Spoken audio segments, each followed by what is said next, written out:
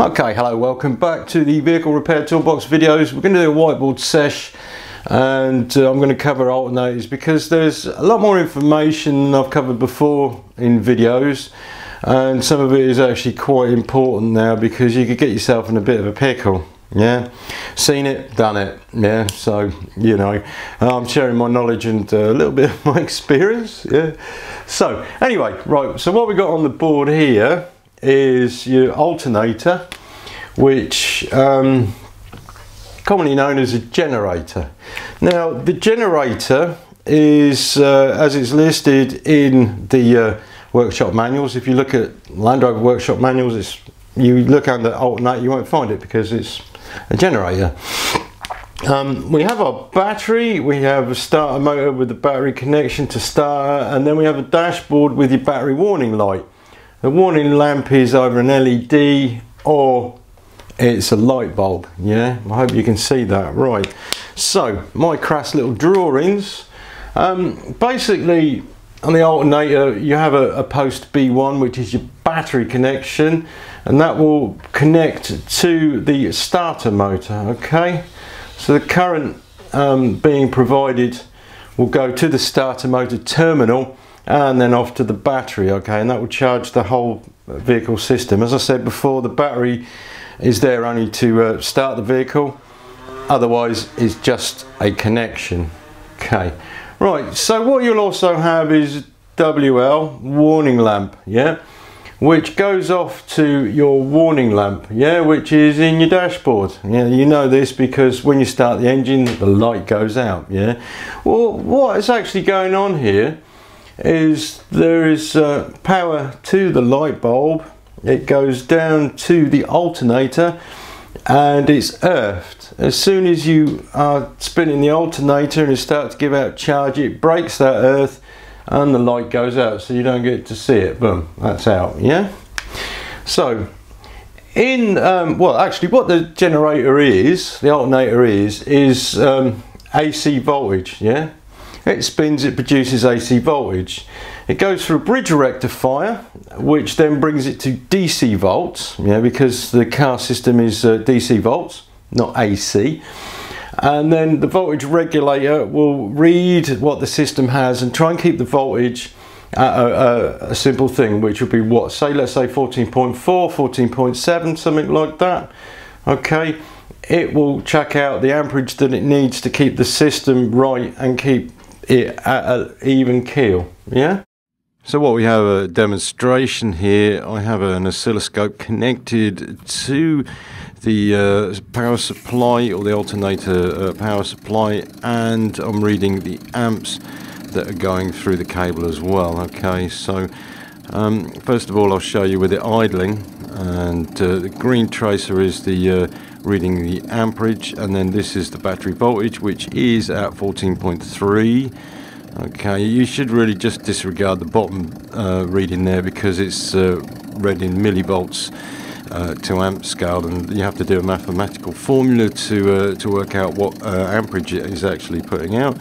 So what I'll do is I'll just bring the camera down here and I'll get this pointed to the oscilloscope screen, and then what I'll do is I'll put some consumers on in the vehicle, which will be the heater, the wiper motor, and things like the headlamps. Okay, so as soon as I switched it on, you'll see that the voltage dips just slightly, and then it rectifies and goes back to somewhere around 14 something volts, and this is the job of the voltage regulator. Okay, so you can see that the minimum it dropped down to was 12.8. we're looking at yellow one, and max, okay, you can see on this line here in yellow is 14.25, maximum 14.53 volts. Yeah, disregard the bottom line at the moment because this, as I said, is millivolts to amps. Okay, so we're sort of clear on that, are we?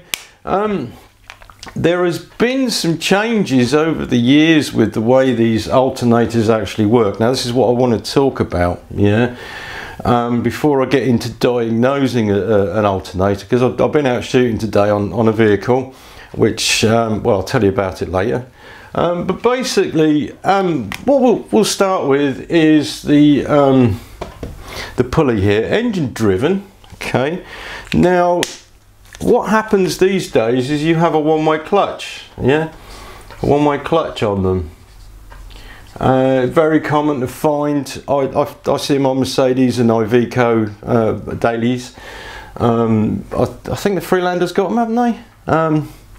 The TDCI engines have got them. What it basically is that it will pick it up one way when you rev the engine. Now when you drop the revs, this will freewheel. That stops the belt squealing. Okay, it's a good idea, but they do seize. Yeah, so if you have a squealy belt on deceleration, for instance, this will probably the reason why.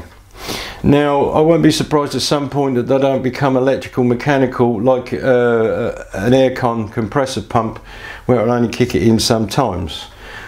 But we have now smart charging systems, yeah, and this is a generator and battery management, which to me is a good idea, yeah, when they're working.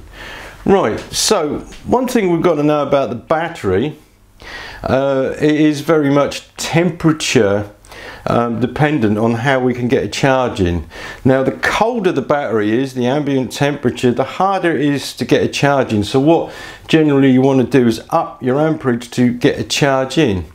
When it's warm, like in the summertime, it accepts charge easier, so therefore you don't need as much to push it in. Yeah, so keep this in mind, because what I need to show you is the way things have changed. Yeah, so if we, for instance, have our warning lamp, yeah, but we also have, say, an ECU, yeah, or ECM, engine control, what you'll find now is you can have one or two wires going to that ECM, yeah.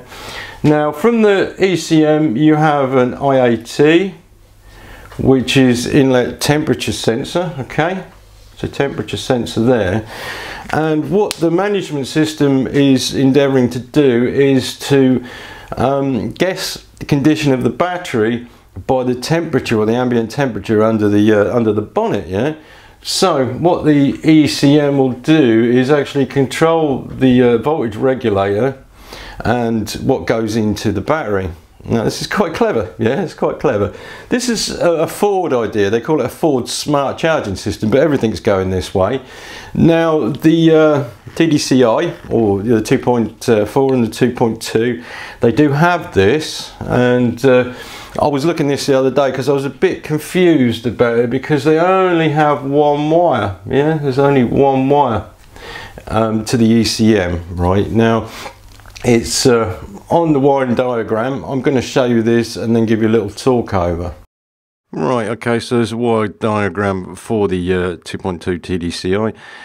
We found generator in the search menu, and you can see connector here, which goes to the engine ECM, or engine control module. Right, okay, connector CO411 dash and pin 30, and it's actually got the denotation LIN there, which is local interconnected network. Okay, so what we have on the other side here, we have a connector to the starter motor. And of course you get just enough essential information. You can see the wiring to the solenoid, and also the motor is 300 amp draw. So on another page that comes up with generator connectors, we see that it goes all the way to a 500 amp fuse. Never had a problem with one of those blowing yet, but it's just for those, just one of those got to know bits of information. So again, another page, generator, you have your LIN line, or your LIN bus, okay, which is carries data from the alternator and from the ECU to the alternator. Okay, but yeah, so anyway, if you understand the fact that that the ECM is controlling the voltage regulator, you then sort of have an idea when you're monitoring this what's going on. So this is actually on a LIN bus, yeah, it's not a CAN bus, it's a LIN bus. So when you've got a multimeter on it, what will you see? You'll see a voltage. I mean, the fact is it's on a duty cycle, so the signal works like this, yeah? On, off, on, off, on, off, and that's a data signal that passes between the ECM and the generator or the alternator, yeah? Now, when you read a duty cycle, your multimeter is only reading an average, so it'll only read the average. Like say this is a 50% duty cycle, it will only read the average of what it is. It might be half, 50% is what half the voltage of 12, say 6. Yeah, if the duty cycle is higher, then it will read it actually lower. Yeah. Now the best way to read one of these is with something that can read a duty cycle, which is more or less an oscilloscope. Yeah, you can actually see the waveform and you can see the information passing backwards and forwards. Vitally important. Not all vehicles have it, and nowadays you've got to be a bit more savvy. Yeah, you have to be savvy about exactly what's going on with it. You could get something like, say it's running, you got 14 volts and it's a straight line on an oscilloscope, or your multimeter is going to tell you that it's 14.4 volts or something like that, or battery voltage. Then this basically is just the older type system, that just to earth it out. Yeah. There are other smart charging systems or battery management systems about. Quite it starts to get a bit complicated. So anyway, if you understand this with the TDCI, things have changed somewhat. The ECM is controlling this, and it will be regulating or telling it how to regulate the voltage to put it into the battery. Yeah. So if you were to do a test when it's cold, you'll see your voltages amperage is quite high. In warmer weather it will be lower to charge the battery, yeah, and the battery will be accepting that.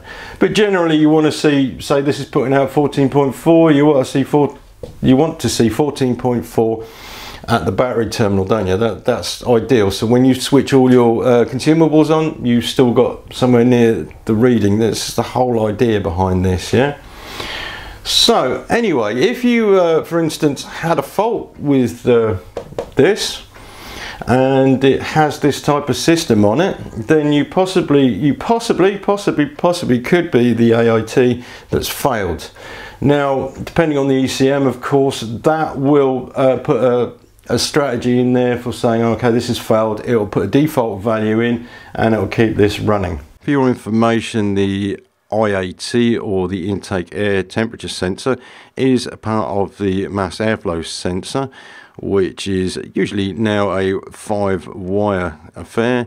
You can see that here, slate and purple line goes from the MAF sensor to the ECU, denoted IAT. The Citroen I'm working on at the moment, you can see here is a mass airflow sensor, which will have the wires for the MAF and also the wiring for the IAT as well. The whole system is actually really interesting. I'll just read this little bit out.